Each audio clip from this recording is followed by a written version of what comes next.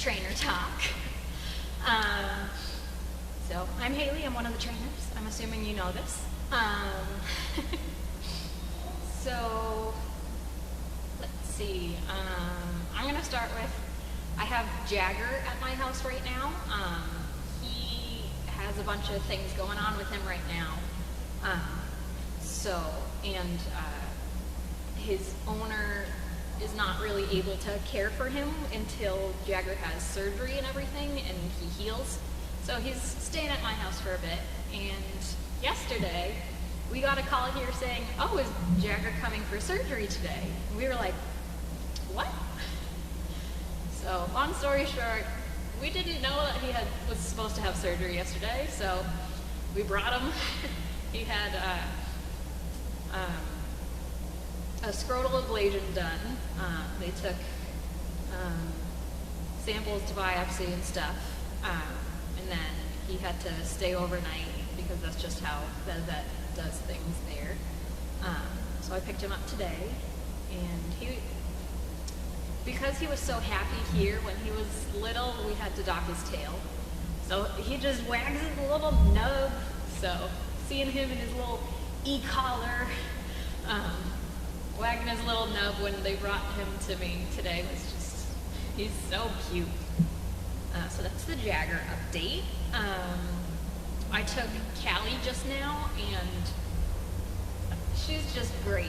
And her age for like training is probably one of my favorites because she's learned enough that she can do what I ask her to do, but she's not old enough that she has developed the teenager back talk attitude that a bunch of the older pups end up developing.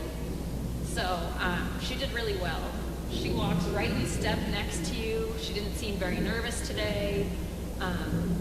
She needed a little bit of verbal coaching to go into a downstay for me.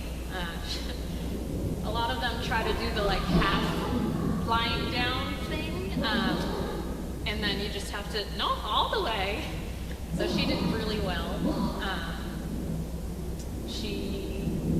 All the pups at that age are very nosy, they want to sniff everything, and she listened really well to leave it. So I was very proud of her. I took Duke to Petco today, and they have a bunch of like animals that you can buy. So they have like the birds, the guinea pigs, the mice and hamsters, whatever, and all the fish. So I am walking around doing our usual thing, making him go through like a bunch of the tasks that we need him to do. And also he's young, we gotta make it fun. So I like pointed out the birds because like he just thinks it's regular aisle. He's not focusing. And then I was like, look, there's birds. So I wanted to see what his prey drive was like. And he was like, whoa, that's cool. And I was like, leave it. And he was like, okay, I don't care about them. And I was like, yay! Last year I took Toto there, and he really wanted one of the hamsters. So having Duke be like that was very good. And he was like that with the mice that he saw and the fish that he saw, so he was very good. We went down the dog treat aisle, and he got a little bit distracted. He was like, but can I have this? I was like, we have treats at home. But he was very good. Let's see, else.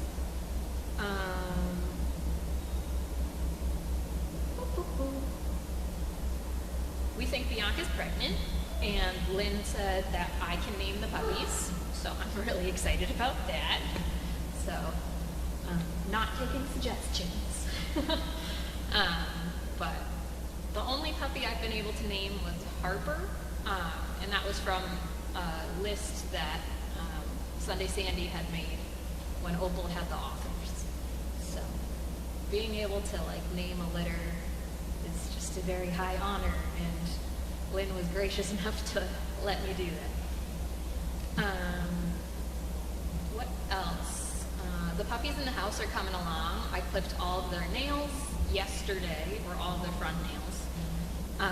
They're learning the pup, pup, pup really well. They know to follow Donna around. They just started with tiniest bit of recall training. It's just like two people with each having wet food, and you just call them back and forth to you. So they just started that. Soon we're going to be doing like all over the house, and then when the ice melts outside the house, down to the little puppy area where the teepee is. We'll get there. Adults. Let's see. I took Proxy out yesterday or the day before, and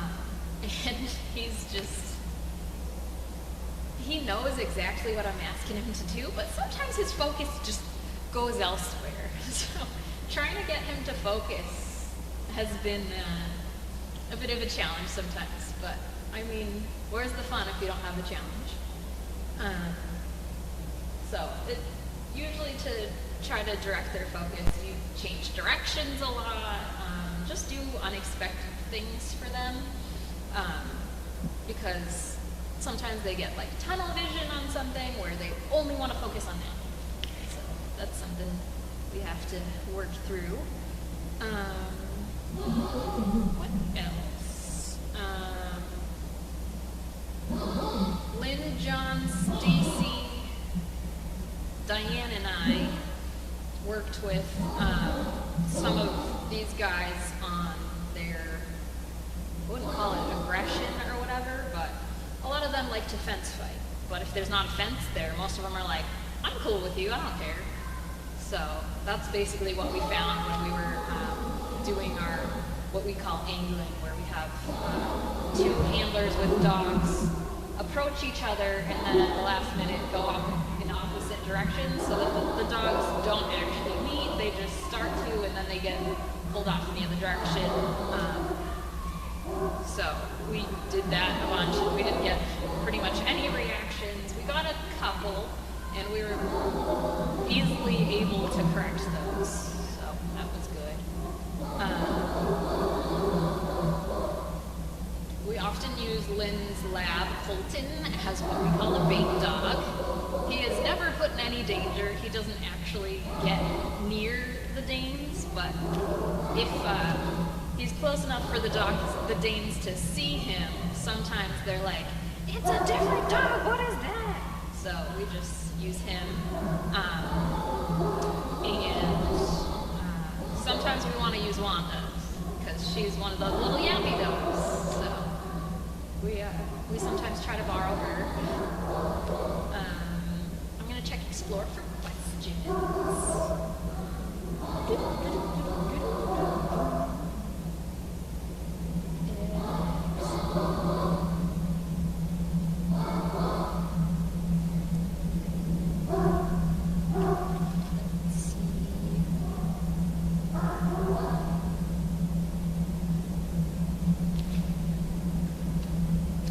Besides gaining experience, what else do you do to help a dog become more confident? Pretty much it is experience. It's how you also hold yourself. So if you are calm and relaxed and you're using this happy, calm, relaxed voice, that sometimes helps. You don't want to be all tense, like in preparation for them to freak out or whatever, because they're going to read your body language and go, oh, there's something to freak out about. But mostly, we call it putting more miles on the dogs. When they have all the skills they need, but we don't feel that they're ready to be service dogs yet, we just need more miles on those dogs. So we take them out for more exposure, more going through the routine, just going to different places. A lot of time, if you just have the time to just sit and have the dog just get used to whatever loud thing goes by. Like when we do traffic training originally, we'll just sit on a bench and have the dogs just lay down with us until they calm down and get bored. So we want them to achieve boredom, and that helps them become more confident. Also, we give them jobs to do, so if they're focusing on the job that you want them to do, they'll be less focused on their nerves. I do not know when to expect Jagger's ACL surgery because he had an infection, has an infection. So before he can have his surgery, the infection has to be cleared up. So we can't book the surgery until then. All the fun times. I feel so bad for him. He's just a happy boy, but I mean, I'm sure he wants to be home with his daddy. Biggest hurdle for most dogs. It really depends. Lately it's traffic. And sometimes it's the friendliness issue. Like we have Fred, who we call our Walmart greeter, who every time we go near a person, he's like, "Oh my God, it's a person! Let me go see them! Let me go say hi!" And I'm glad that he's not afraid of people, but he needs to focus on me. We had that issue with Toto too, and we decided that Toto should be able to say hi to people, so he became a therapy dog with Carrie in Tennessee. But Fred is still young, so we still have hope that he can outgrow his Walmart greeter enough that he can be a service dog, because his skills are very good. But yeah, with traffic,